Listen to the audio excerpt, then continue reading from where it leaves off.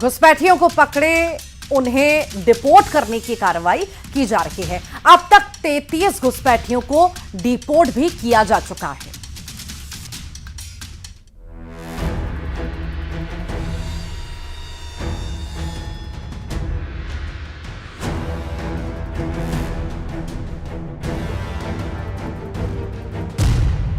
घुसपैठियों के खिलाफ फुल एंड फाइनल एक्शन।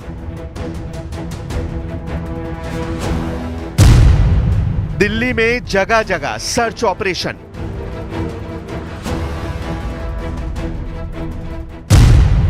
तैंतीस बांग्लादेशी घुसपैठियों को किया गया डिपोर्ट। अवैध घुसपैठियों के खिलाफ देश भर में सुरक्षा एजेंसियों का एक्शन जारी है। इस बीच आज दिल्ली में अवैध रूप से रह रहे बांग्लादेशी नागरिकों के खिलाफ बड़ी कार्रवाई की गई। आज दिल्ली पुलिस ने एक और बांग्लादेशी घुसपैठियों को वसंत कुंज थाना इलाके से गिरफ्तार किया। पकड़े गए बांग्लादेशी नागरिक की पहचान मोहम्मद बबलू के रूप में हुई, जो ढाका के दीमरा गांव का रहने वाला है। पुलिस ने FRRO यानी फॉरेन रीजनल रजिस्ट्रेशन ऑफिस की मदद से इस बांग्लादेशी घुसपैठिए को डिपोर्ट करने की प्रक्रिया शुरू कर दी है।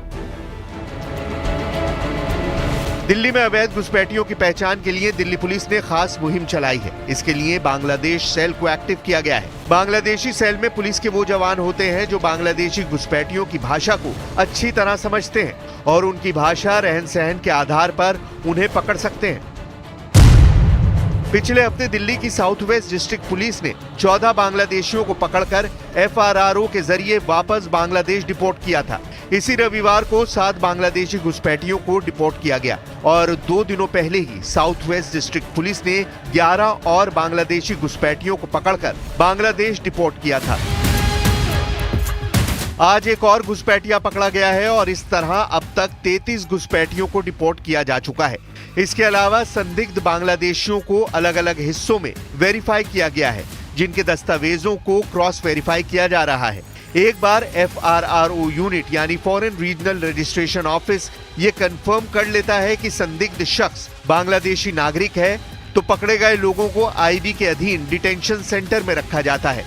साउथ डिस्ट्रिक्ट के AATS ने एक और इलीगल इमिग्रेंट, बांग्लादेशी इमिग्रेंट को लाने वाला रैकेट बस्ट किया है।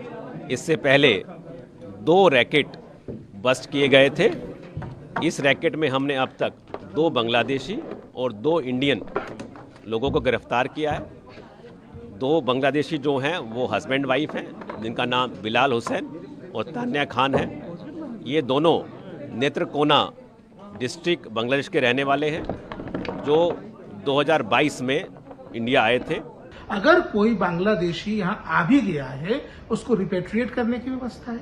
अगर किसी को रिफ्यूज भारत में लेना है, उसकी व्यवस्था है। लेकिन ये अवैध तरीका है कि कोई बांग्लादेश से सीमा पार करके यहाँ पे आएगा, कोई रोहिंग्या सीमा पार करके अवैध रूप से आएगा और दिल्ली सरकार बकायदा उसको 10 साल तक, 15 साल तक अपने आवास मुहैया कराएगी। उसके बाद उसका वोटर ID कार्ड बनवाएगी और फिर वो आदमी खड़े होकर के भारत की सरकार के प्रधानमंत्री को ये कह के कोसेगा, ये कह के आरोपित बनाएगा कि वो उसके लोगों में से नहीं है। तो क्या ये बांग्लादेश से लाके यहाँ प्रधानमंत्री बिठाना चाहते हैं?